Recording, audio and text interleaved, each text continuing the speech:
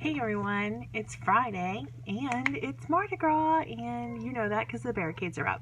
So just a quick reminder for our video update that it is Mardi Gras and I want everybody to enjoy and be safe, and then also just be aware of the extra things that causes, like traffic delays and hangovers and all those extra things that you need to be aware of, and know that those things do tend to sometimes interfere with our work, and so we just make extra accommodations. So be cautious, be careful, make sure that you leave your home early, all those extra things to be aware of. And if you are going out, I hope you have fun and really enjoy.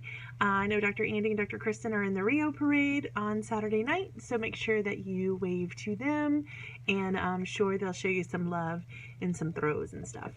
Okay, so getting to our topics for this week's video, I just wanted to remind of a couple of things.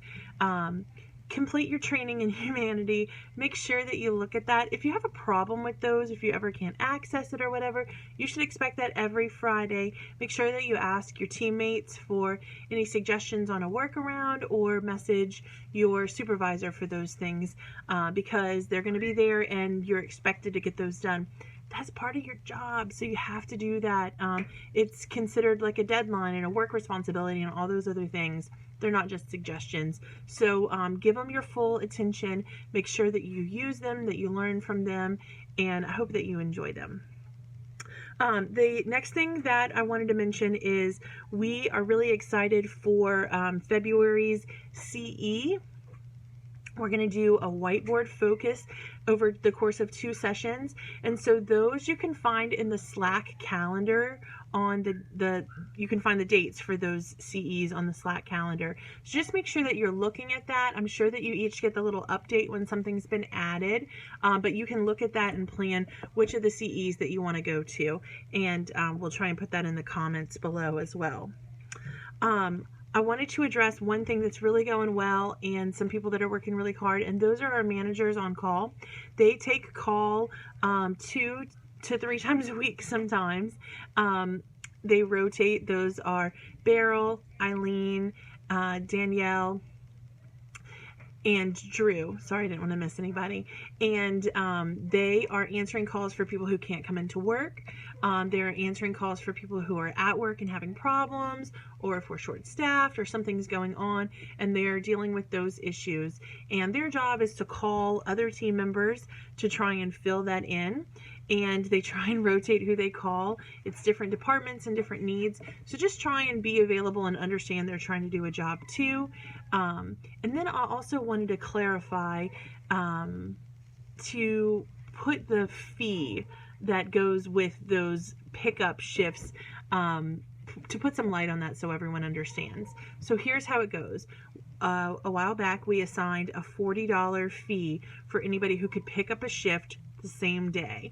So that's how it's intended, is if you are picking up a shift, that $40 is meant to help you to cushion any plans that you had to reschedule, if you needed to get a babysitter or make any extra accommodation for working an extra day, and of course as a little incentive for doing something that you were not immediately and all the time expected to do. So that's what that $40 fee is. And it's also designed for you if you're picking up a whole shift. So if you can do a portion of a shift, then you won't get that $40 fee. It's if you can pick up the whole thing. And our shifts, I think, are reasonably sized for the length of them, that's a fair number. So I just wanted to clarify that so that you know going in what you're accepting and what you're signing up for and how that all works. So that's how we do that. One really exciting thing that we got going this week, the customer care team had trained on, and now we're going to assign training for everyone on with this week's video, is Ally DVM. So Ally DVM is a new software that we're integrating in with our other practice softwares, and it's going to hopefully help to tie everything together. And the way that this works is it's kind of like a portal that picks information out of AVImark and displays it in a certain way that makes it really easy to interpret. I'm sure those who have been with us for some time know that over the course of time we've said, hey, we wish that there was something that we could have that would put all of the pets for one client's reminders on one screen where we could see them, or would show you if you're working with one pet that this other pet might have something like an appointment or a service due or something extra special that needed to happen, special notes for clients. Well, this software delivers on those things. So I want you to check it out in the training so that you can understand what it looks like. Melinda has been working really, really hard to install extra monitors at key computers where displaying this information all the time is critical, and then also working on getting other team members trained on how to use this to where we can all benefit from it. So ultimately, this is something that all team members are going to use and incorporate with what we need, because it is just so darn easy to use, and it's really going to make our service streamlined. So what I want you to do this week is take it really seriously. Look at the training video for this, watch it and get familiar with it, and know that this is something that's coming to you pretty soon.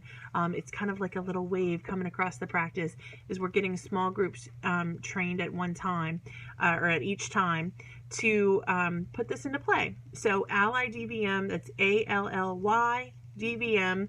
You'll see the training video attached to this week's training as well. We got some really cool stickers ordered, and actually I just said sticker again, and we actually went and took your advice and we got the magnet. So this is what they look like. It's going to be a magnet for your car. I've ordered 50 of them because that's about how many responses that I had nearest the order total. So it's this size. It's a 6-inch magnet for your car.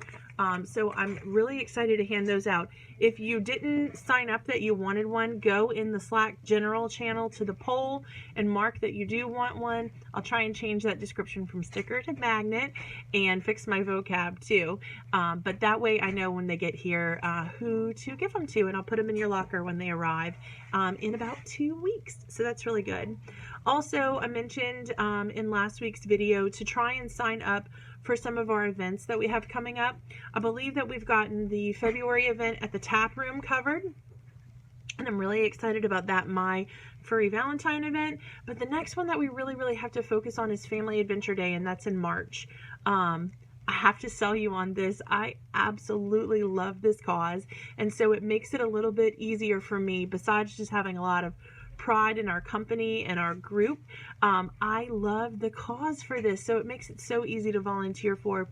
It's for the Healing House. They do bereavement services for children, and you just can't get any more pure and necessary than that. They work purely on donations. They fundraise for every dime that they have so that they can offer services to family who have suffered a loss and are grieving for free, and it's unlimited, meaning that families don't have a limit on how frequently they come, how long they get to stay. It's incredible, the services, and we just absolutely love this organization, and they need our help. So you volunteering is not only volunteering for Lafayette Veterinary Care Center. This is not an advertising or marketing move. This is to help this organization raise money that they need to operate all year round, and they need it because they do such incredible things. So please consider signing up. If you don't get it, if you have no idea what I'm talking about, that's okay too. Come and talk to me so that I can tell you what it's about. It's going to be really cool, and I know it's been stressful in the past because of the amount of people that it brings, but we have been taking notes, and we are going to bring it hard and have an awesome event this year. But we need your help, and we can't do it without you. So sign up to volunteer if you can. Let me know if you have any barriers that are preventing you from doing that, like not understanding this, worried about your work schedule, whatever. I'm here to help. So come and talk to me about those things so we can get it going. The last thing that I wanted to talk about this week is really important. There is absolutely nothing more important than this, and that is teamwork. And I don't mean that in the cliche thing like teamwork makes the dream work. It absolutely does. But more specifically, I wanted to talk about how teamwork looks in our practice and how it hasn't been looking lately. So what I love is when I see people partnered up making something happen. The four hands is better than two type of scenario where we're working in partnerships or in teams, or we have this great handoff of of services to make something happen for a client, when the resort complements the hospital and the hospital complements the resort, and those things happen, of course that's teamwork, and of course that's going well, and we're thriving in that area. But one area that we are really weak in right now is helping each other understand how we can do better, and that's giving feedback. So there's a couple ways that we're failing.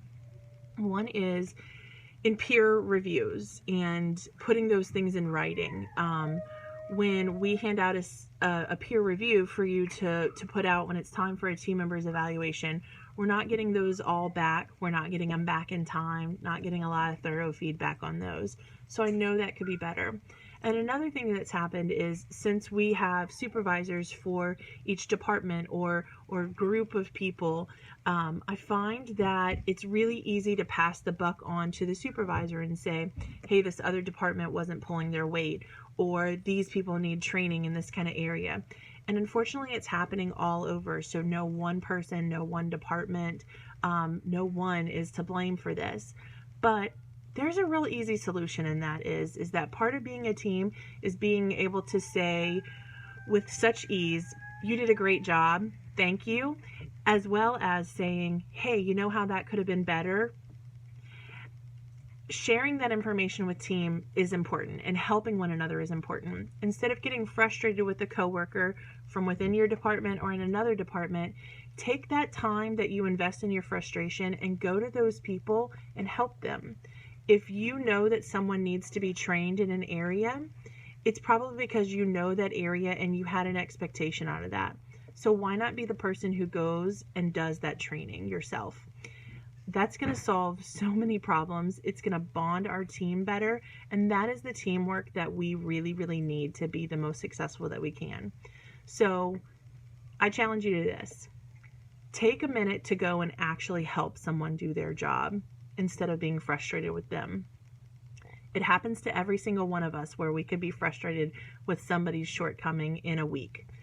But my challenge to you is in the next week to go and actually help those people instead of being frustrated. And if we each do that one time, can you imagine how incredible it's going to be?